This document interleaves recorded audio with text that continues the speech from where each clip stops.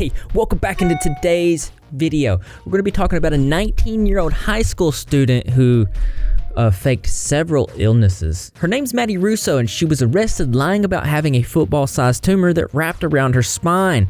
And not to mention, she stole almost $40,000 through a GoFundMe campaign. This is absolutely disgusting, and you're not going to believe how deep this lie goes. She lied to patients who have since passed away. She stole pictures from Google of patients who really had these diseases and said they were her. Brace yourself for today's episode of Exploring TikTokers. So I got a really cool sponsorship for today's video. It's called the Wonder app. And what it does is it creates visual pictures and art using artificial intelligence. That's AI. And it's really cool. I've been playing around with it for a minute. You type in what you want it to draw, and it makes that into a reality. Let me show you how I've been using it. We're gonna go to the Wonder app. It gives you some examples down below. What would the last man on Earth look like? Oh my god, this is the creepiest looking thing that I've ever seen in my entire life. It looks like the janitor from my old high school. So just in general, this is a really fun thing to do with your friends and family, and I thought you guys would really like this sponsorship. I'm gonna give you the option to get this for free premium, a free trial of premium, which includes 20 art styles. It's fast and limited art, no ads. Ads are annoying. Again, click the link in the description or the pinned comment, and you can get a free trial to Wonder, and you can make your art, and then you can show me what kind of art it comes up with. You should come up with some crazy things, maybe even some good phone wallpapers. Maddie posted pictures like these to her TikTok and other social media to update about her illnesses and garner support. There were multiple clues in each of these pictures just shown that eventually led to her being caught. And we're going to talk about each of those in just a second, but first, you need to know how deep she went with this lie. It was around February 2022 when Maddie came out to the internet that she had stage 2 pancreatic cancer and acute lymphoblastic leukemia and a football-sized tumor that wrapped around her spine. She posted this on a video on her LinkedIn account. So it's obvious to me that this was a thought-out plan. It wasn't a good one, mind you, as you'll see, but it was made with intention. As you can see on her LinkedIn post, she gave advice like, do not struggle in silence, lean on family and friends, which is very interesting because she did not lean on her family and friends. And in fact, it looks like she kept them as far away as possible, which, could have been a giveaway. Saying a nice quote like, when you get knocked down 9 times, stand up 10 more times. Every day I go to war with myself. I actually don't doubt that. Actually, one of the things she said in her video on this post, I gotta point out. Please check in on your friends that seem strong, as those people are often the ones that are struggling the most. If you look at me, you would never know that I am sick. I still have hair. I can put on makeup to hide the exhaustion. And one comment saying in quotes, if you looked at me, you would never know I'm sick, ... I mean, because you're not. Shortly after Maddie's LinkedIn post, she of course made a GoFundMe campaign to garner support and money and just trick a lot of people. This is what the GoFundMe looked like, and you can see here it was organized by a man named Tom Boland. We're going to talk about this guy a little bit later in the video because there's some weird stuff going on there, but we'll get to that. She would post updates like this right here and add pictures. Now, it's very interesting because as you can see in this post here, she talks about herself in the third person. I notice she does this a lot.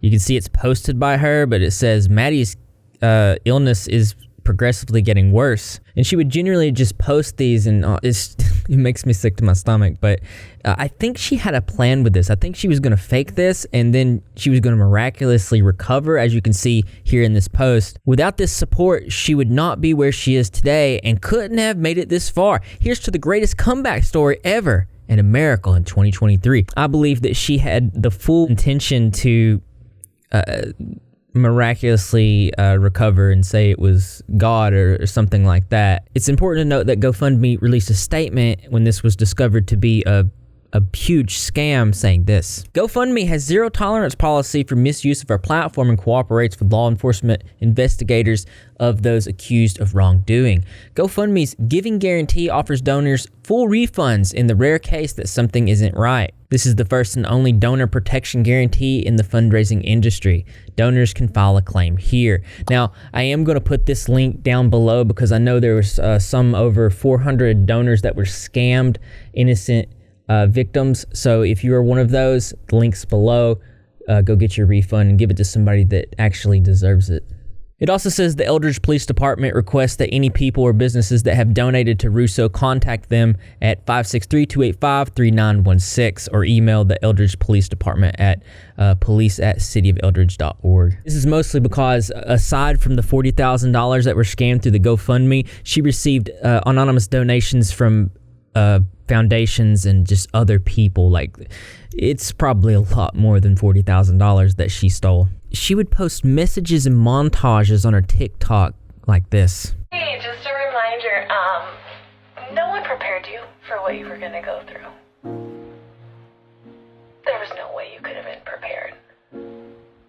And you still handled it with grace. And you still did the best that you could. And that is enough. Oh, that's so gross. I want to point out that in multiple posts, she would tag her sister, Brooke Hardkoff. The reason that this is significant is because, well, her sister Brooke is a pharmacist. And you would think that her working somewhat in the medical field that she would have thought something was off. But we're going to get into more details about that a little bit later in the video. Also tagged in many posts was her mother, Peggy Russo, who herself posted updates, as you'll see. There's a lot of things that spawned out of these updates, these pictures that she would post online that eventually led to her being caught. Did you spot any of them? There were issues specifically with this picture right here. Do you spot anything out of ordinary? Let me know in the comment section below. One TikToker said this about it. She posts pictures like this that have her port. And I don't know if you've ever seen a cancer port. They're not usually this sloppy. And what got a lot of people that started talking is that this is a feeding tube. This is an NG tube. It goes in your nose, down into your stomach, right? It's not primed. And what that means is that if she was really using this, first of all, there's nothing in that bag. This would be where the nutrition would be. There's nothing in this bag. And if she was actually being fed via feeding tube, this tube would be full of this white liquid. There's nothing in that. So she would just be pumping air into her stomach. And those look like cotton balls. And her port is still messy. Also, do you see that right there? That little purple spot? Yeah, that's supposed to be down in her stomach. That's her, like, taking something. Sorry, I had to look for something. That's her taking something and going like this and saying it's an NG tube. Wait a minute. Did you see that? It's right here. I got the same pin. Cool. Another TikToker by the name of Nerdy Pink Panda said this about the feeding tube. What the hell kind of chemo port is that supposed to be? First off, it's in the wrong place. And this is what the bandaging looks like. She's not in the hospital because there's a lamp right there. Jay, hospitals have lamps. Yes, but not ones that are in the background at her apartment in other videos, where she clearly took the picture off the wall behind it. So get this, the majority of the pictures in her updates were either stolen or just straight up fake, which could be easily found by reverse image search on Google. I'm going to show you how to do that, but look at this picture. Posted on her TikTok here, this picture right here. Now, I want to point out that this doesn't even look like her anyways. Spoiler alert, it's not. You can take this picture. Look at them fake tears. Go to Google, go to images, click the little camera, take the picture, drag it in, drop it. And then you can find the visual match right there, but you can also just find the image source. And you can find multiple articles talking about the actual real woman and her struggles with this illness. So this is the real person. Her name is Jessica Sanders. The great news is she survived and recovered, but the bad news is that her pictures were stolen by Maddie, and this is something that she went through and experienced real emotions for, as can be seen here.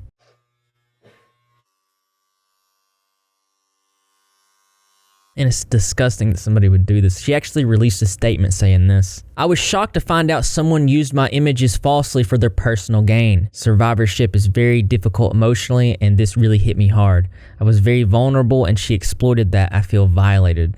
And this isn't the only person that Maddie violated in this way. On multiple occasions, Maddie went to events and spoke, met real survivors and lied to their face, gave fake advice, and people tried it. Here in this post, she says, how I kept my hair during chemo radiation. This girl would literally put on wigs when she had healthy hair that there was nothing wrong with it, just to put on for these events.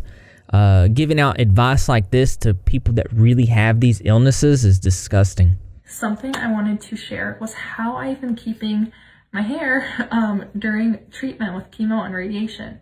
I've used some products that I think have definitely helped aid with keeping my hair.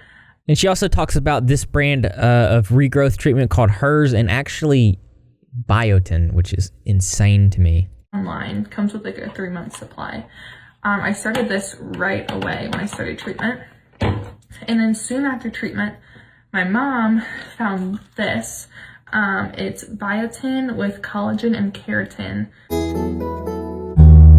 One person who went online to talk about her experience with Maddie said this. Anna, who actually does have this illness, says, and so there I was sitting on my couch looking at that post, the post being Maddie's post about the hair, and asking myself, what was I doing wrong? Why was I bald, weak, and couldn't even think about walking, let alone running?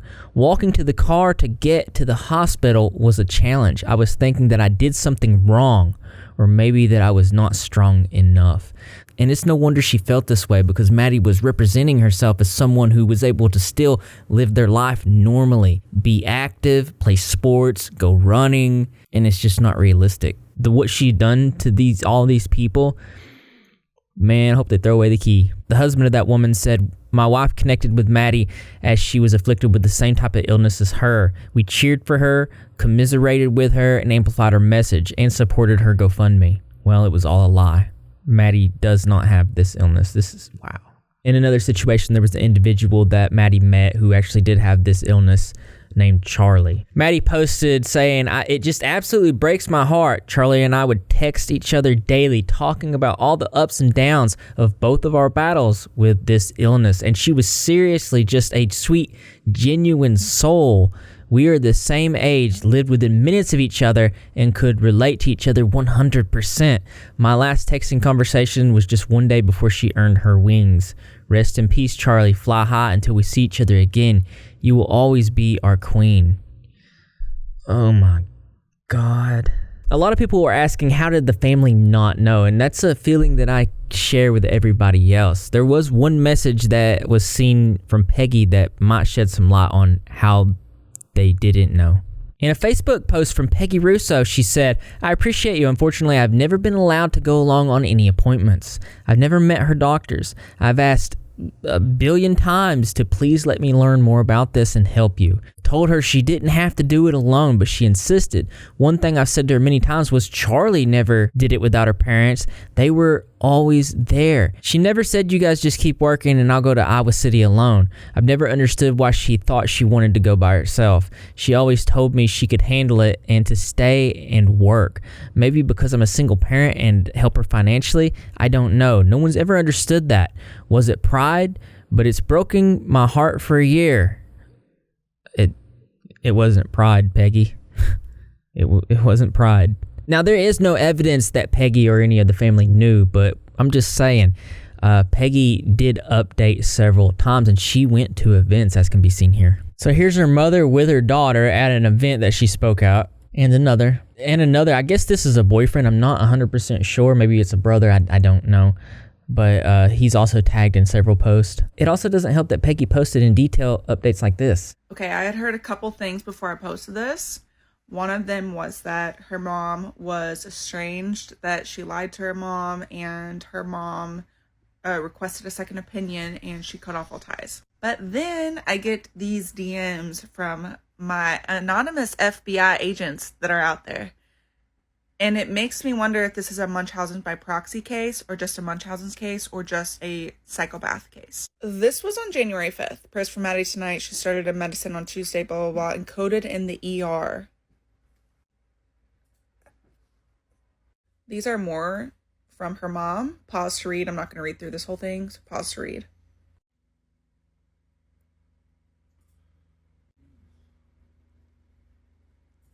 Pause to read. Pause to read again. Now, I'm not saying that the mother or anybody in the family knew. I don't think there's enough evidence to suggest that. However, what about the guy that organized the GoFundMe? Remember, his name was Tom Boland. I did a little bit of Google search and found some things. One person saying, so the guy who set up the GoFundMe is Tom Boland. A simple Google search brings up his LinkedIn profile, and he's a financial advisor in Quad Cities. Then when you look at Iowa courts online and search Madison Russo, it shows the guy bailed her out, LOL. He has to get charged with something. He's obviously in on the scam as well. And I did verify he did bail her out. He paid $10,000. You can see his signature, Tom Boland. Interestingly enough, he's pretty mysterious in this situation. One article saying, it's unclear how Boland and Russo knew each other. Even though this man organized the GoFundMe that would end up scamming over 400 different people, I did find something that's more of a conspiracy theory I'm going to show you, but there's no evidence that this is the case. This TikTok says, take the following with a grain of salt, as it has been going around. Eldridge and 2 different people have sent this for me to post. So it's like it's going around that hometown there. It's like one of those things where they send out a mass text to everybody, so that's kind of weird in itself. It goes on to say, and remember, the only person guilty right now is Maddie Russo. Do not go after Maddie's family or the Boland family. It is not right. Speculation is to be expected. However, it is not okay to wish harm upon anyone. It says, here's a little bit of an idea timeline that came from close family friends of the Russos. So it starts with Maddie Russo and Tom Boland having an affair for 3 years. That went 0 to 100. Saying that Maddie's mom, Peggy, was always trying to get her away from him.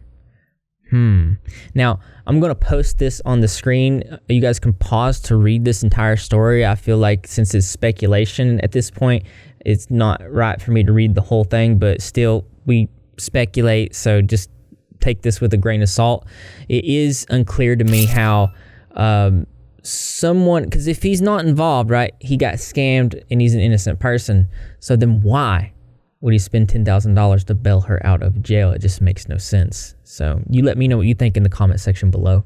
So obviously, of course, Maddie was arrested. I heard that she was arrested in her class, which had to be embarrassing, but, you know, just desserts. She was charged with a Class C felony, and they did a search warrant at her apartment, and they found some very strange things. They found medical equipment such as IV pole, tubes, and medical bandages. Her 2023 Kia Sportage, the new car, $346 in cash, an iPhone with a black case, a brown wig. She didn't need that. 2 different planners, 4 pages of emails from Coach Chella, strangely, which is a consulting firm for cannabis medicine. So this girl was going to get high during all this, apparently. Financial statements with bank information, including information about another person. 2 prescription bottles prescribed to another person. Receipts, gift cards, and a Michael Kors purse. Well, she just had a field day. There are now currently 439 possible victims, and that's just from the GoFundMe scam. Almost $40,000. Now, keep in mind that she robbed people outside of this at events. She was on podcasts. People sent in money to her. I mean, like, this girl probably had a lot of money, much more than we know about. And I'm sure she got money from just random people at these events too, out of their hands. So it's a really gross situation. Probably the most crazy thing to me is that she ended up pleading not guilty. So there's going to be updates on this. Make sure you're subscribed with notifications turned on. I am going to update on this, especially on my Twitter. I'll put the Twitter link in the description and pinned comment. Make sure you go follow the Twitter for updates on these types of things. And with that being said, as interesting as this is, there's always something that's more interesting to me. That's right, you guessed it. I want to know what you think. So just go ahead and leave your creative and interesting responses in the comment box below. Thumbs up, photos, likes, as always, brothers and sisters. I will see you in the next video. Disgusting. I'd like to thank my patrons for your continued and ongoing support. And I want to give you guys a shout out. We're going to do a lot of things coming up very soon. I'm doing a lot of changes in the Patreon. So if you guys want to support what I do here on this channel and get your name at the end of my videos, we're about to meet a goal. We're currently at 60 patrons. I want to get to 70 patrons. It's only $1 to join. You can check it out, look at the tiers, see what fits you best, and let me know if you're a new patron in the comment section below. And again, big shout out to the app Wonder. Don't forget to click the link in the description box below for the free trial. Also want to give a shout out to anybody who's donated to the charity to help children in difficult situations, to the right on desktop, below on mobile. We're almost to goal, and that's all you. I appreciate you guys. That's just a way to show you're repping. If you're not repping, you're Greg, and how you do that. I'll go subscribe, notifications turned on, be in the comment section of every single video, because I'm going to be there.